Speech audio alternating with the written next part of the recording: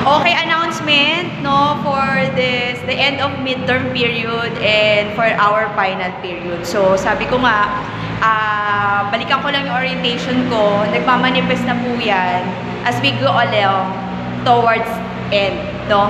So, sabi ko na advance ko na yung supposedly gagawin natin for finals. May pagbabago kasi I compute the number of days kung kailan ako magpa-finals. Alam nyo, advance tayo para just in case magkaroon po ng mga aberya, class suspension, napaka-advantage po na nanggagaling po sa akin yung mabilisan, no, na paglatag ng maaga sa ating mga gagawin sa hinaharap. So as you can see, nandito ako ngayon, nag-aantay pa ako ng mga mag-e-exam since ito yung hangganan lang. Itong week lang na to ang hangganan for the midterm exam. Ngayon po, kung may mga kaklase tayo na hindi na nagpapakita, all of a sudden after the prelim exam or the period na tapos nila at all of a sudden they don't have haniho, automatic po, failed po yan sa akin. At nabanggit ko na yan, no, sa bawat hanay kung sino-sino yung mga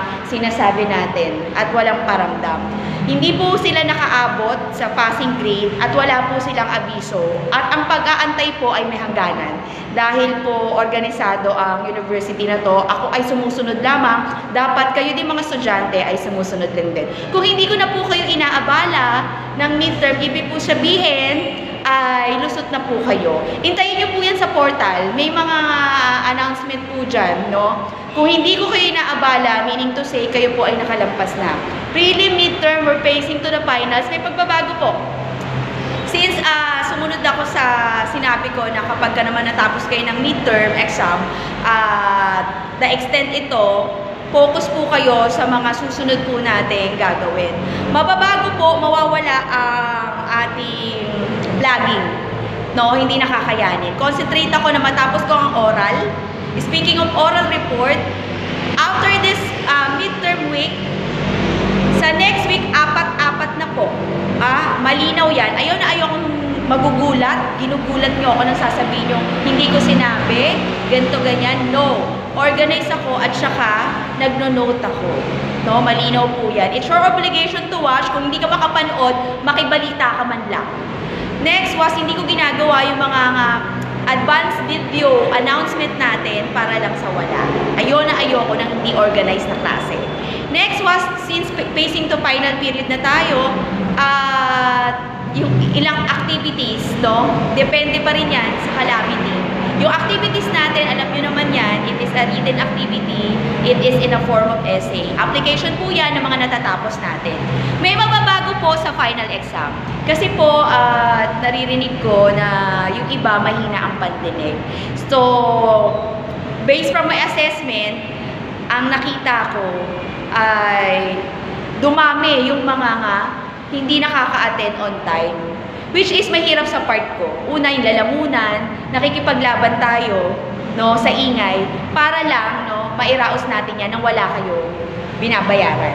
Kasi ayoko, pikon ako dyan, sa singilan, sa mga issues.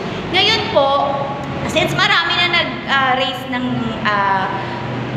nagsi-Xerox, Xerox is not free, allowable po ang piso. So, gawa na po ang finals nyo, exam nyo. Syempre, ang coverage niyan, susunod na, I'll make my green effects for the exact date ng Team MTH at exact date for Team TF. Suppose, definitely, ang magiging coverage niyan is yung remaining chapter. No? Logically, yun. Diba? Next is, since Xerox system na tayo, 5 pages po.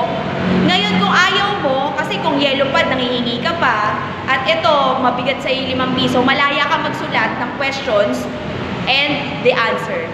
No? Malaya ka. Make it sure, 45 minutes po, matatapos po, kasabay mo sila. Sinasabi ko to directly para iwas po tayo sa mga reklamo na walang katuturan. Malinaw po yan. Organize po.